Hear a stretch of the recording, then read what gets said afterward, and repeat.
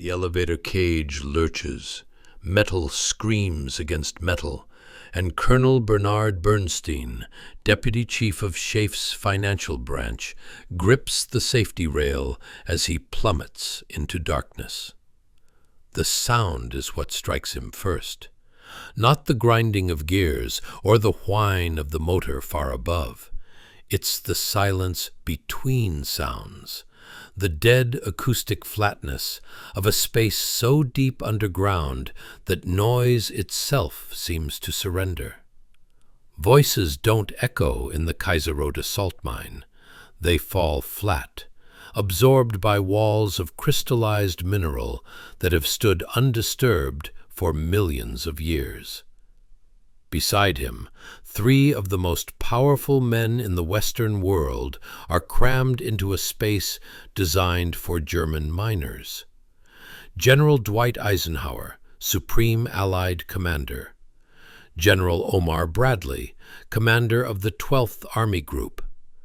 General George Patton, the 3rd Army's Iron Fist. Their helmets catch the dim glow of a single overhead bulb as the cage drops at 10 meters per second. The shaft swallows them whole. 2,100 feet of vertical darkness.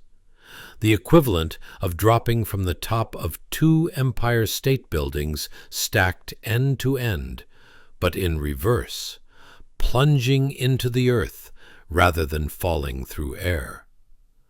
The cage rattles against its guides, metal shrieking against metal, at intervals that seem random, unpredictable, each jolt sending adrenaline spiking through men who have survived artillery barrages and panzer assaults, but have never experienced anything quite like this.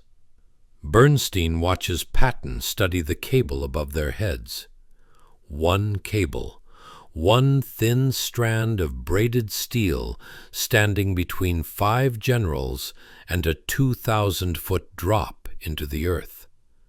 Patton grins, that famous wolfish expression that terrifies his enemies and sometimes his allies.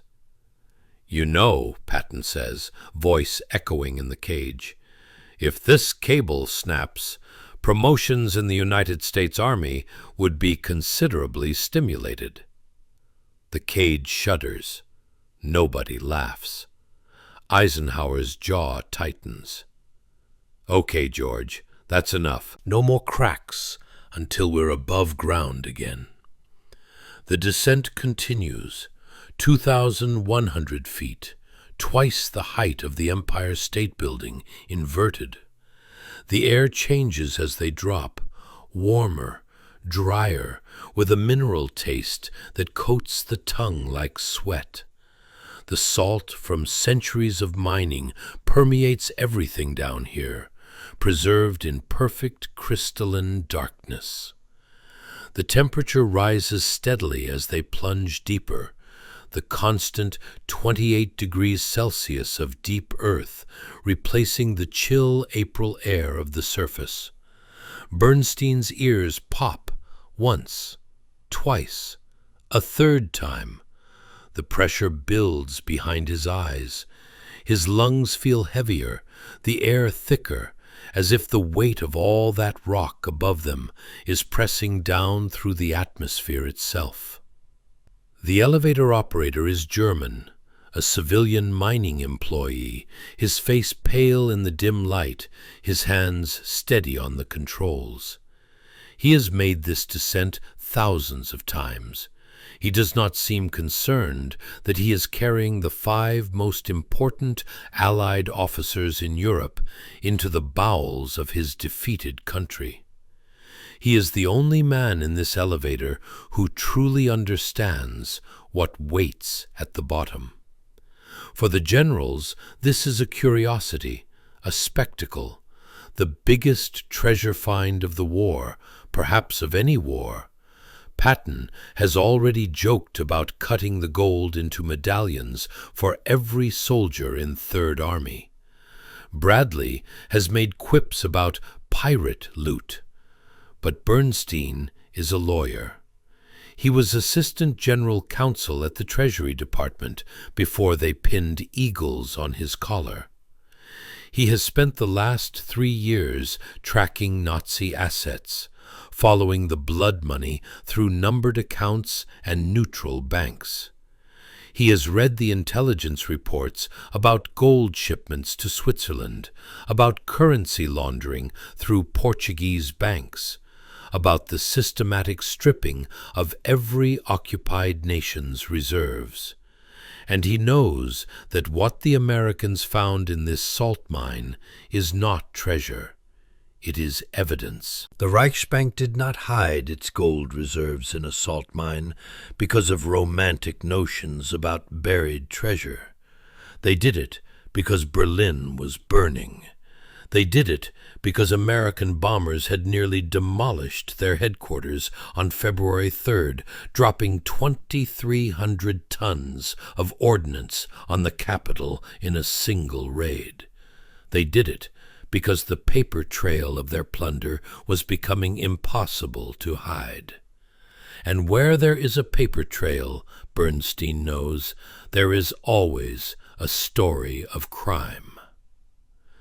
The elevator slams to a halt, the doors grind open, and the smell hits them first.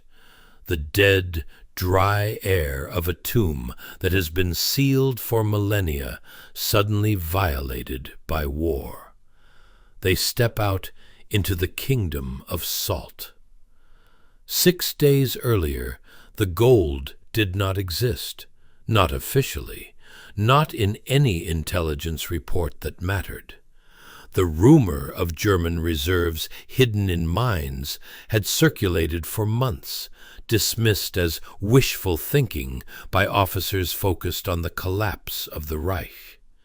Every village in occupied Germany seemed to have someone claiming knowledge of buried Nazi treasure. Most of it was fantasy. Then, on the morning of April 6, 1945, 2 women violated curfew. Private First Class Richard Moots was 20 years old, stationed with the 90th Infantry Division's military police in the village of Kieselbach. The Third Army had taken Merkers 2 days prior, pushing northeast from Frankfurt into what would soon become the Soviet occupation zone. Moots's job was simple: enforce the curfew that kept German civilians off the streets at night. It was tedious work, the kind of assignment given to young soldiers while their comrades pushed forward to end the war. The 2 French women he stopped were displaced persons, pulled from their homes in Thionville and transported to Germany for forced labor. One was visibly pregnant, seeking a midwife in a neighboring village. They had walked through the darkness despite the curfew, desperate enough to risk arrest. They spoke German. So did Moots, thanks to his mother, who had emigrated from France. He drove them back toward Merkers, making small talk. The women were friendly, grateful for the ride, relieved to encounter an American who could understand them. As they passed a massive industrial complex, tall smokestacks, brick buildings, a giant elevator shaft that dominated the skyline like a steel cathedral, Moots asked what kind of factory it was. The women exchanged glances, a moment of hesitation, as if deciding whether to share a secret. "That's not a factory," one of them said. "That's the salt mine. The Germans moved gold there. Lots of gold. From Berlin. The men from around here helped unload it. Everyone knows." Moots filed the conversation away. When he returned to his unit, he mentioned it to 3 officers. None of them were interested.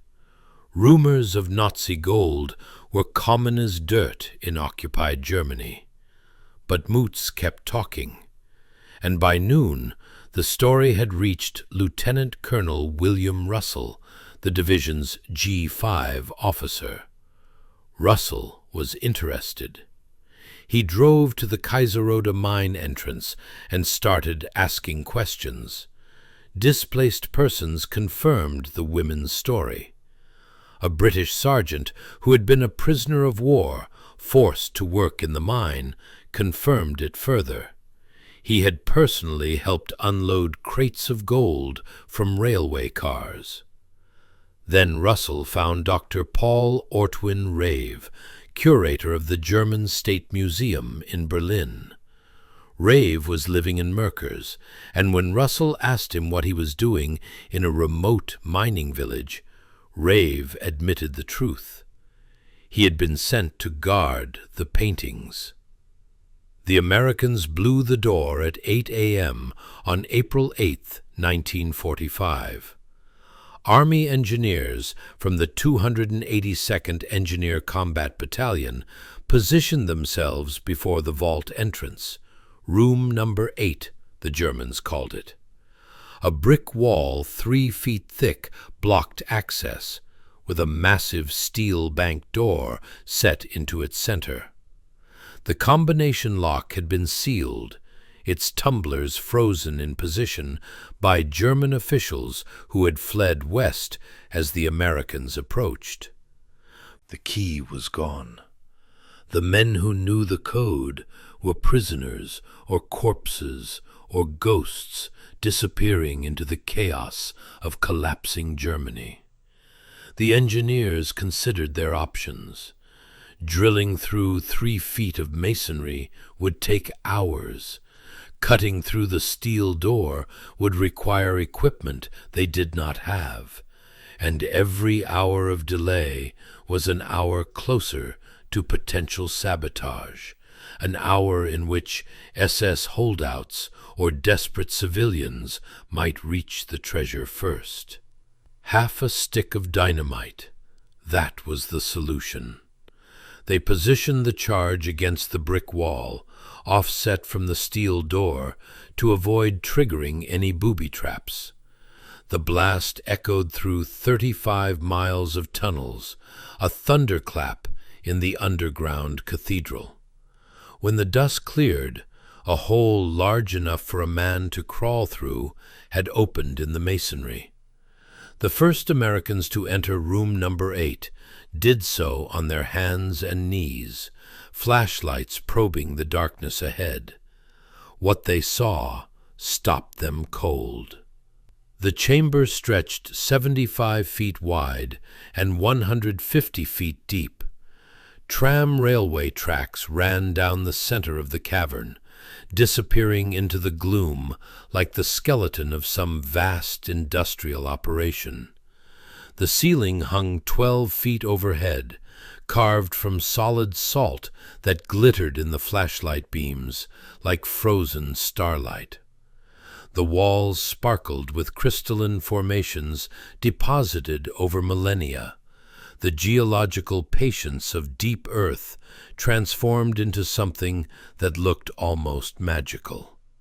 And on either side of the tracks, stretching to the back of the cavern, were the bags, 7,000 of them, stacked knee-high in neat rows, 20 across, each one marked and sealed.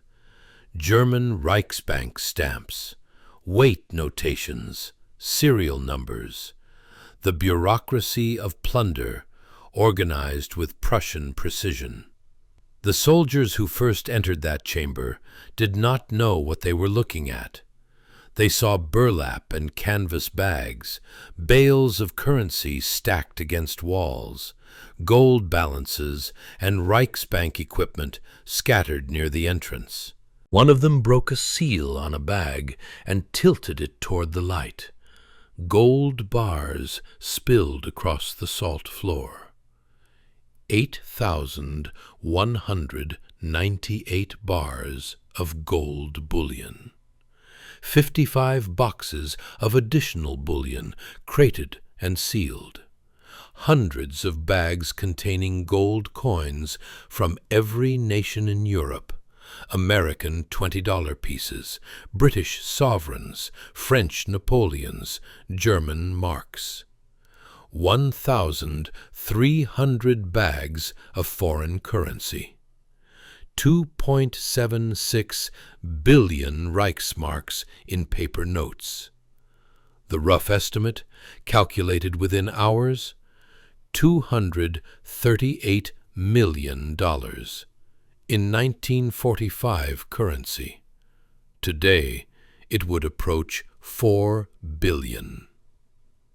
General Patton received the report at his headquarters in Hersfeld. He had heard treasure rumors before. This time he told his staff to confirm before reporting upward. They confirmed. Patton called General Bradley. "Owing to the amount of the seizure," Patton said, "I believe this is now a political question." He requested that Supreme Headquarters send someone to take control. The someone they sent was Bernard Bernstein. He arrived at Merkers on the evening of April 10th, having flown from Schaeff headquarters in Versailles after reading about the discovery on the front page of the Paris edition of the New York Herald Tribune. The press had found out before most of the military. Bernstein was 42 years old, a lawyer by training, commissioned as a colonel in October 1942 when the Treasury Department realized they needed someone who understood foreign funds controls to track Nazi assets. He had spent the war following money, the paper trail of conquest, the ledger entries of genocide. Other officers saw the Merkers discovery as a windfall. Bernstein saw it as a crime scene. The gold in that vault had not appeared from nowhere. It had been looted from the central banks of Czechoslovakia, Austria, Belgium, the Netherlands, Poland. It had been extracted from the mouths of murdered Jews, the fingers of executed dissidents, the necks of children who would never grow old. Every bar in that chamber carried invisible blood. And Bernstein knew something else the celebrating soldiers did not. Under the agreements made at Yalta, the part of Germany containing Merkers would be surrendered to Soviet military control after hostilities ended. The Americans were standing in the future Soviet zone. They had weeks, perhaps days, to move everything before the Russians arrived. The clock was already ticking. Bernstein began his inventory at dawn on April 11. He organized teams to catalog every bag, every box, every container in room number 8. He interrogated the German officials who had been captured with the treasure. Werner Wieck, the Reichsbank's head cashier, and Otto Reimer, chief of the Reichsmarks department. He demanded records, shipping manifests, anything that could document where the gold had originated. Then they brought him Albert Toms. Toms was the head of the Reichsbank's precious metals department. He had been captured walking along a road near Erfurt, trying to escape into the chaos of collapsing Germany. He knew everything. The gold and silver was not stolen, Toms insisted during his first interrogation. Bernstein noted this claim. He did not believe it. "What about the cases at the back of the vault?" Bernstein asked. "The ones marked Melmer." Tom's face changed. The Melmer discovery happened on the second day of inventories. Room number 8 was vast enough that the American teams had initially focused on the main cache, the 7,000 bags of gold bullion and currency that occupied most of the chamber. The systematic counting and cataloging would take days. Every bag had to be opened, its contents verified against the tags, the weight confirmed, the serial numbers recorded.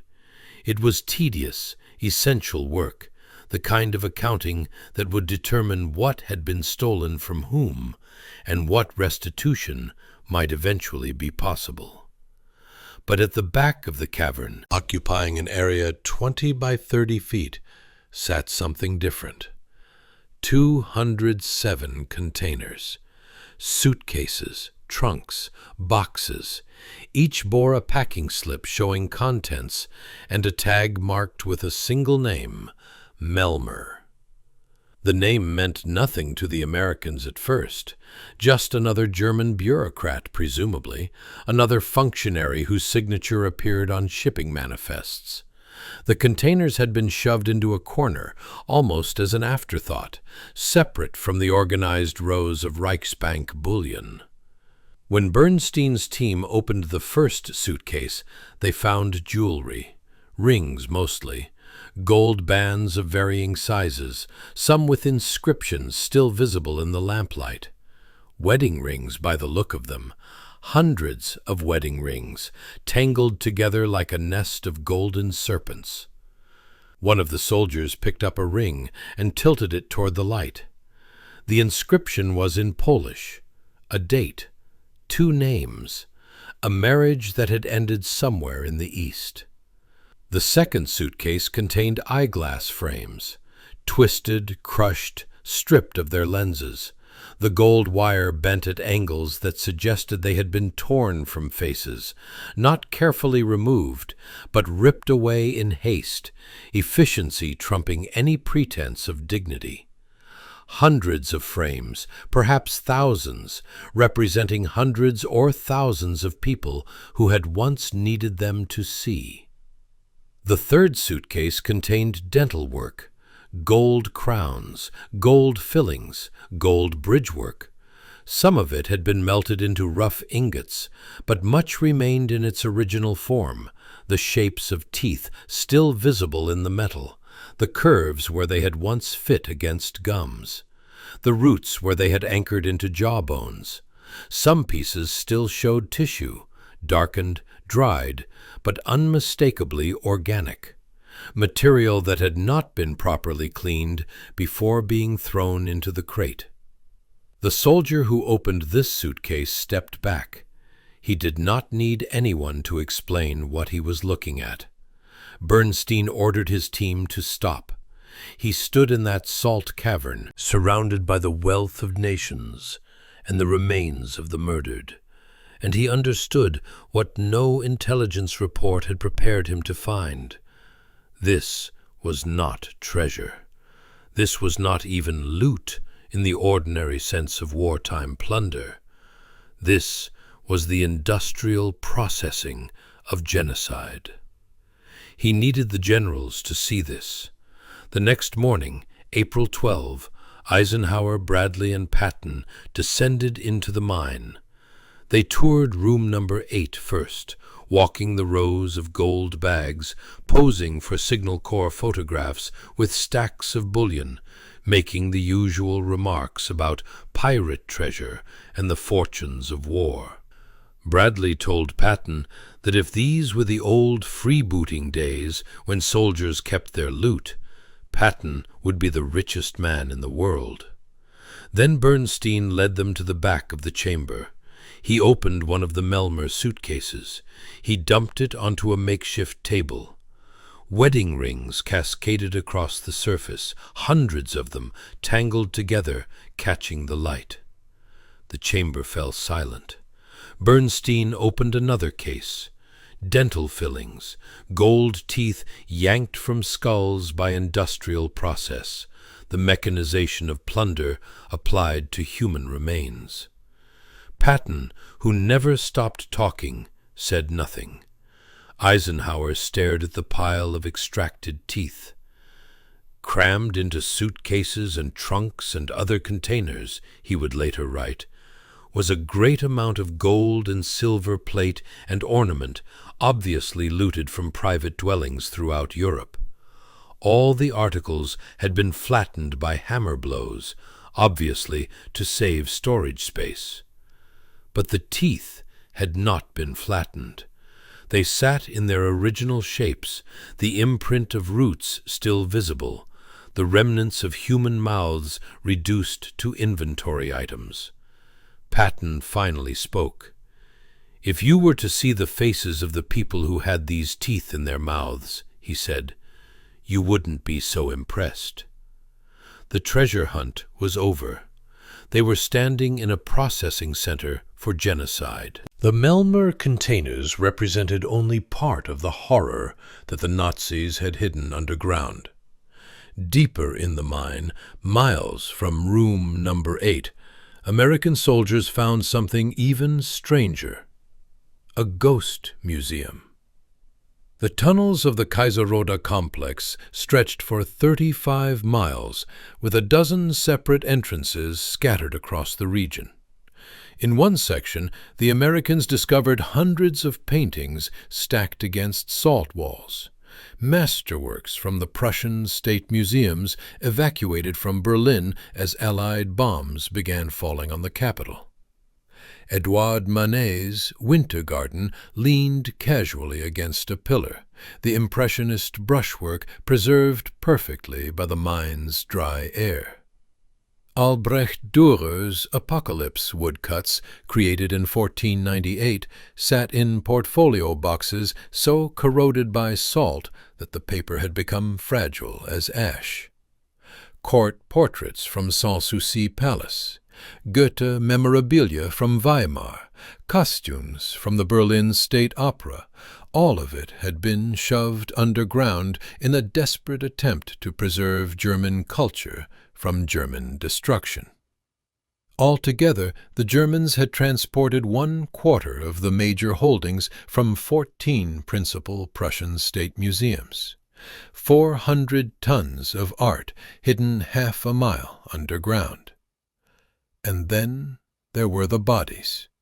Not at Merkers, the coffins were found at Kaiseroda, a nearby salt mine discovered by American ordnance troops 2 weeks later. But the discovery belonged to the same desperate Nazi program of underground preservation. 4 coffins marked in red crayon: Frederick the Great, Frederick William I, Paul von Hindenburg, Gertrude von Hindenburg. The Nazis had evacuated their dead heroes along with their looted gold. When Russian troops approached the Tannenberg Memorial in January 1945, Hitler ordered Hindenburg's remains dug up and transported west. The coffins of the Prussian kings were removed from Potsdam as bombs fell on Berlin. The Reich was trying to bury its gods underground, to hide the symbols of German greatness in salt tombs where they could be resurrected when the nightmare ended. The nightmare would not end, not for them. Captain Walker Hancock, one of the Monuments men who discovered the Kaiseroda cache, crawled through the sealed entrance and found himself in what he later described as a shrine. Hundreds of regimental flags, dating from the Napoleonic Wars through World War I, hung above the coffins. Tapestries and paintings surrounded the dead leaders like offerings. "I was at once forcibly struck," Hancock wrote, "with the realization that this was no ordinary deposit of works of art. The place had the aspect of a shrine. All suggested the setting for a modern pagan ritual." The Americans removed everything. The art went to collecting points in Munich and Wiesbaden. The coffins were stored in the basement of Marburg Castle, guarded while diplomats argued about what to do with Germany's dead. The Nazis had tried to preserve their past. Instead, they had only documented their crimes. The evacuation of the Merkers treasure became the largest single movement of wealth in military history. Bernstein faced an impossible timeline. The Yalta agreements placed Merkers firmly within the future Soviet zone of occupation. Once hostilities ended, the Red Army would control this territory. Every day the gold remained underground was a day closer to losing it entirely. He needed trucks. He needed security. He needed to move 250 tons of gold across 80 miles of war-torn Germany without losing a single bar to sabotage, accident, or theft. On April 14, 32 10-ton trucks from the 36 28th and 42 63rd Quartermaster Truck Companies arrived at the mine entrance. Jeeps and trailers were lowered into the tunnels. Work crews of soldiers, medics, and support personnel descended to begin the extraction. The operation ran around the clock. Inside the mine, 50-man crews working in alternating shifts loaded gold bars onto trailers attached to jeeps. The jeeps drove through miles of tunnel to a secondary shaft where the trailers were detached and sent to the surface by elevator. A second shaft handled the currency and miscellaneous containers. At each stage, vault to trailer, trailer to elevator, elevator to truck, every item was inventoried, every seal was recorded, every discrepancy was documented. By 6 in the morning on April 15th, the loading was complete. The trucks groaned under weights that exceeded their rated capacity by 10%. Colonel Walker of the 474th Infantry Regiment took command of the convoy. His security detail included 5 platoons of infantry, elements of the 785th and 503rd Military Police Battalions, 2 machine gun platoons, an anti-aircraft platoon with 10 mobile guns, 4 wreckers for breakdowns, and 1 ambulance. Overhead, P-51 Mustang fighters and observation planes provided air cover. Task Force Whitney rolled out of Merkers at 8:30 a.m. The convoy moved at 15 miles per hour maximum. Faster speeds risked axle failures on the overloaded trucks. Slower speeds extended their exposure time on roads that still harbored German stragglers, SS holdouts, and desperate refugees who might recognize an opportunity. 80 miles of bombed highways lay between the mine and Frankfurt, 80 miles of craters, rubble, burned-out vehicles, and abandoned checkpoints. Every soldier in the convoy knew exactly what they were carrying.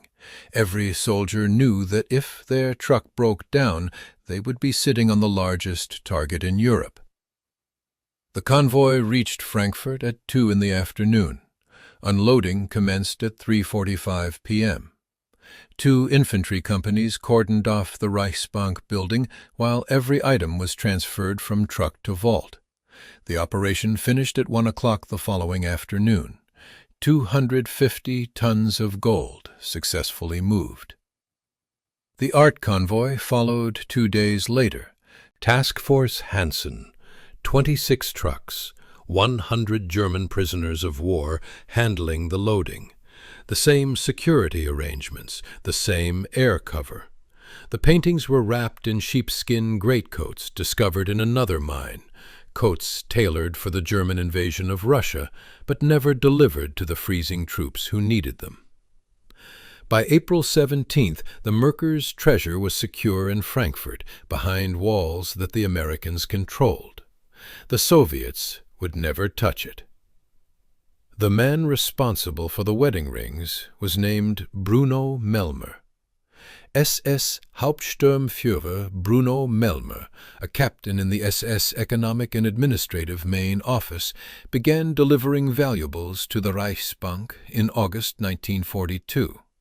His trucks arrived at regular intervals, loaded with sealed containers from Auschwitz, Treblinka, Sobibor, Belzec, the killing centers of Operation Reinhardt. The Reichsbank called it the Melmer account. From August 26, 1942 until January 27, 1945, the SS made 76 deliveries. The contents were sorted by type. Gold bars and foreign currency went directly into Reichsbank reserves. Jewelry and precious items were sent to the Berlin Municipal Pawn Shop for sale. Dental gold was shipped to Degussa, a German industrial firm specializing in precious metal refinement, where it was melted down and cast into standard bars indistinguishable from legitimate bullion. The profits were credited to the account of Max Heilige, a code word for Heinrich Himmler and his SS. Albert Thoms, the Reichsbank official who received the shipments, later testified that some containers bore stamps indicating their origin: Auschwitz, Lublin. He claimed he did not know what this meant, but he knew that some of the deliveries contained dental gold, and he processed them anyway.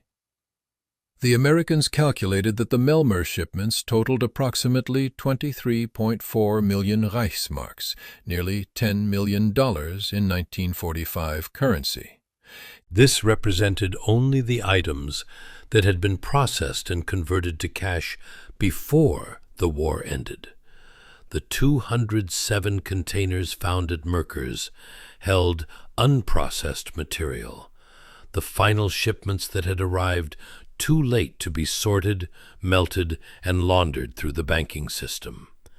Bernstein understood immediately what he was looking at. "This SS property," he wrote in his report, "contains evidence which might be useful in the prosecution of war criminals." He was correct. The Melmer records became crucial evidence at Nuremberg. Walter Funk, president of the Reichsbank, was convicted partly on the basis of his bank's complicity in processing concentration camp loot. The paper trail that Bernstein preserved documented how murder became money, how genocide became gold bars, how the remains of millions were converted into the operating capital of the Reich. The gold from Merkers was eventually transferred to the Tripartite Gold Commission, which distributed it to nations whose central banks had been looted by the Nazis. The process took decades. The last distributions did not occur until 1996, 50 years after the war ended. In 1997, the remaining gold from the TGC was donated to a Nazi persecution relief fund, providing compensation to Holocaust survivors. 15 nations agreed to surrender their claims, acknowledging that the gold in their reserves had been extracted from the bodies of the dead. The Merkers treasure hunt ended not with celebration, but with restitution. And Bernard Bernstein, the auditor who descended into hell and documented what he found there, received the Legion of Merit for his service. His citation noted his wise and energetic action in organizing control of vast sums of bullion and currency hidden by the Germans. It did not mention the wedding rings. It did not mention the teeth. Some things cannot be reduced to commendations. If this story reminded you that even the darkest chapters of history deserve to be told, consider subscribing, because the only thing more dangerous than remembering is forgetting. I'll see you in the next one.